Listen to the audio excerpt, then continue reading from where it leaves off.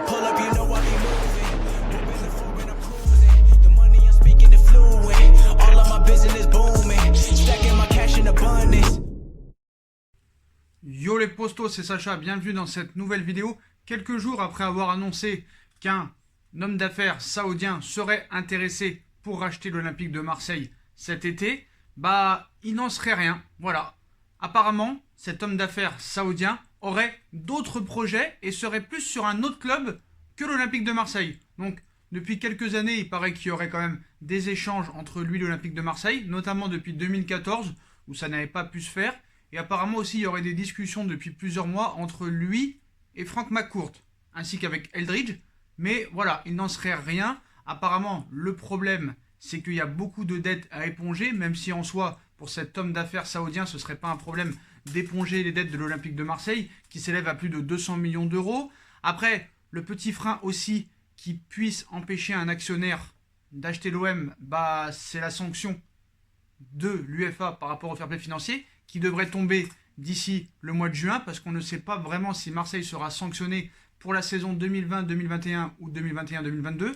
Ça aussi, il faudra attendre du côté d'éventuels repreneurs ou du côté de l'Olympique de Marseille.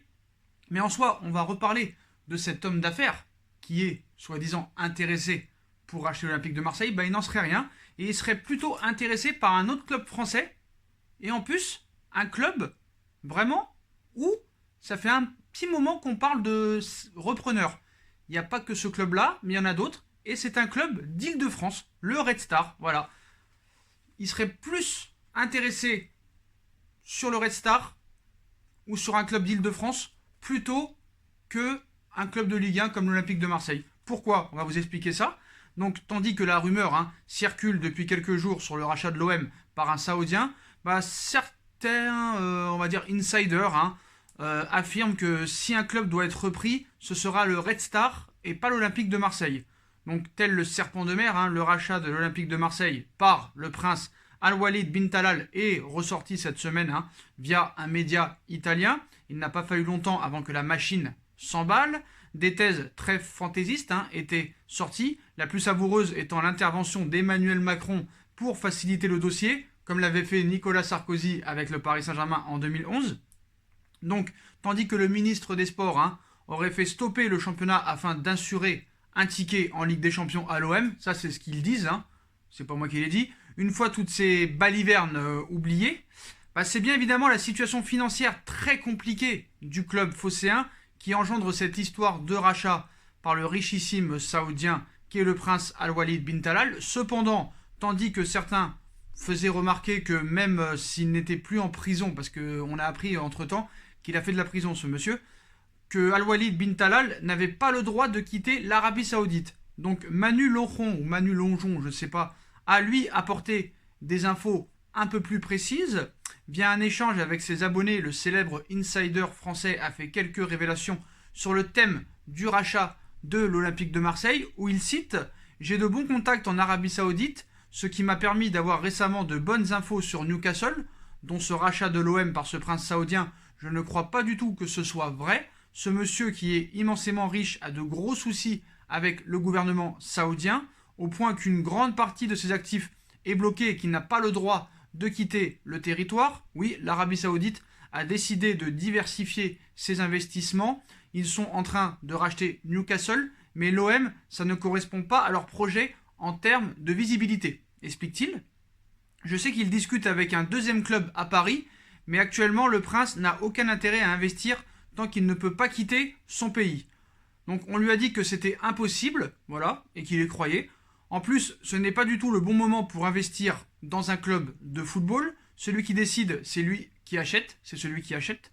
Donc tu as beaucoup moins d'acheteurs que de clubs en vente. Pourquoi un deuxième club parisien plutôt que Marseille ? C'est la question quand même qu'on se pose. Parce que Paris a une visibilité mondiale. Marseille est une ville très tentante, mais dont les principales attractions sont le Vieux-Port et le club de football, et rien d'autre. Donc sur le plan international, Paris c'est autre chose. Et s'il y a une discussion, c'est avec le Red Star. Cela permet d'être vraiment en concurrence avec le Qatar. Ils préfèrent cela à l'Olympique de Marseille. Quand tu investis, tu auras une visibilité énorme. Quand le Qatar arrive à Paris, il n'achète pas que le club de football. Mais oui, il y a un grand projet de reprise du Red Star par l'Arabie Saoudite, a confié Manu Lojon, visiblement très sûr de ses informations sur ce dossier, et qui, c'est vrai, a dévoilé récemment la reprise imminente de Newcastle par un riche saoudien. C'est vrai qu'il l'avait annoncé avant beaucoup de journalistes. Et en soi, bah, ça ne me surprend pas que cet homme saoudien ou beaucoup d'autres investisseurs du Moyen-Orient sont plus intéressés par des clubs parisiens plutôt que l'Olympique de Marseille ou peut-être d'autres clubs de Ligue 1. Parce que c'est vrai que Paris a une visibilité mondiale, hein, qui est réputée, entre guillemets, être la plus belle ville du monde quand les gens ne la dégueulassent pas. Donc c'est vrai qu'il faut mettre en lumière l'image. Voilà, c'est vrai qu'à Marseille, il n'y a pas grand-chose à faire. Surtout l'hiver, c'est encore pire. L'été, ils ont la plage, tout ça, mais l'hiver, voilà, il n'y a pas grand-chose à faire. Bref, après, ça fait longtemps qu'on parle de futurs rachats d'hommes saoudiens ou d'hommes du Moyen-Orient dans un deuxième club parisien. Dans un club parisien, parce que, en soi, c'est vrai que Paris, même le Qatar, même le prince Al Tamim, qui est propriétaire du Paris Saint-Germain, avait toujours eu l'idée de peut-être convoiter certains de ses associés ou de connaissances qu'il a, voire des cousins ou des connaissances, pour acheter un deuxième club parisien. Et en soi, avoir une vraie rivalité avec un club parisien. Comme avant l'AC Milan contre l'Inter de Milan ou les Lazio de Rome contre les AS Roma ou comme en Angleterre où il y a beaucoup de clubs londoniens en première ligue, où il y en a plus de 8 ou 9, hein, que ce soit West Ham, à l'époque il y avait Fulham, là il y a Arsenal, Tottenham, Chelsea, il y a beaucoup de clubs anglais. Et c'est ça que le Paris Saint-Germain voulait faire à l'époque. On sait qu'il y avait des Saoudiens qui étaient sur le Paris FC, qui étaient sur le Red Star. Ça ne s'est toujours pas fait et apparemment c'est compliqué d'acheter des clubs comme ça, on ne sait pas vraiment la raison. Mais là apparemment ça risque d'être encore plus compliqué avec cette crise sanitaire. Donc voilà. Donc mauvaise nouvelle pour l'Olympique de Marseille. Après, bon bah peut-être que c'est reculé pour mieux sauter. Peut-être que Marseille sera racheté l'année prochaine, on n'en sait rien. Mais à l'heure actuelle, ça ne les intéresse pas. Voilà, ça ne les intéresse pas. Et maintenant, le problème, le réel problème pour l'Olympique de Marseille, c'est comment éponger ces grosses dettes qui s'accumulent d'année en année. Et quand tu vois un petit peu les joueurs qu'a l'Olympique de Marseille, bah il n'y a pas beaucoup de joueurs bankable. Tu avais peut-être Florian Thauvin qui a été blessé très très longtemps et qui a annoncé il y a quelques jours vouloir rester à l'Olympique de Marseille. Donc je pense pas qu'ils vont vouloir le vendre. D'ailleurs, qu'ils vont pouvoir le vendre. D'ailleurs, aucun club n'est vraiment intéressé. On a vu que quand il est parti à Newcastle, hein, il s'est ramassé et un an plus tard, il est revenu à l'Olympique de Marseille. Payet, l'un des meilleurs joueurs de l'équipe, bah, à 33 ans, personne ne va le prendre. Peut-être le seul qui est un petit peu bankable, ce serait peut-être Camara. Il y a des informations là-dessus. Apparemment, Manchester City serait très grandement intéressé par Camara. Mais le problème, c'est que Marseille en demanderait 90 millions. Donc on sait que ça, c'est un peu des bêtises, hein. Voilà, c'est pour faire monter les enchères. Ça, c'est tous les clubs qui le font. On ne peut pas vraiment leur en vouloir, mais voilà. Un petit coup de folie d'héros pour pouvoir peut-être monter les enchères. Apparemment, Manchester City serait vraiment très intéressé pour Camara. Donc voilà, bah, ils sont confrontés à de rudes difficultés financières, hein. Donc s'ils ne sont pas rachetés, il va falloir qu'ils trouvent des solutions. Donc l'OM sera dans l'obligation de vendre certains de ses meilleurs joueurs au mercato. Donc ces derniers jours, hein, Bounassar, Morgan Sanson ou encore Kale Qatar ont été cités comme des candidats au départ. Le journal L'Équipe, en raison des intérêts qu'il suscite en Angleterre, en Espagne. Mais à Marseille, il y a un joueur qui met tout le monde d'accord au sein des dirigeants, hein, des plus grands clubs européens, en la personne de Boubacar Kamara. Voilà. Apparemment, c'est le seul joueur que les autres grands clubs, hein, intéressent ou sont intéressés. Voilà, donc défenseur central de formation. Le Marseillais de 21 ans a livré une saison quand même assez bonne, il faut l'avouer, principalement au poste de milieu défensif, alors que c'est un défenseur central, sous la houlette de André Villas-Boas. Donc des performances qui ne sont pas passées inaperçues en Serie A notamment, hein, où le Milan AC l'a par exemple ciblé selon les informations de Calcio Mercato, ainsi que Manchester City, qui serait prêt à mettre 40 millions d'euros sur lui. Donc il ne s'agit que d'un club, hein, parmi tant d'autres, hein, intéressés par le profil de Boubacar Kamara. Mais la grosse information livrée par le média italien concerne le prix de Jacques-Henri Hérault, qui souhaite récupérer, grâce à la potentielle vente de Boubacar Kamara, 90 millions d'euros cash. Une somme rondelette, hein, qui réglerait quand même par magie tous les problèmes financiers de l'Olympique de Marseille, mais personne n'achètera Kamara 90 millions d'euros, surtout avec cette crise qui arrive financière.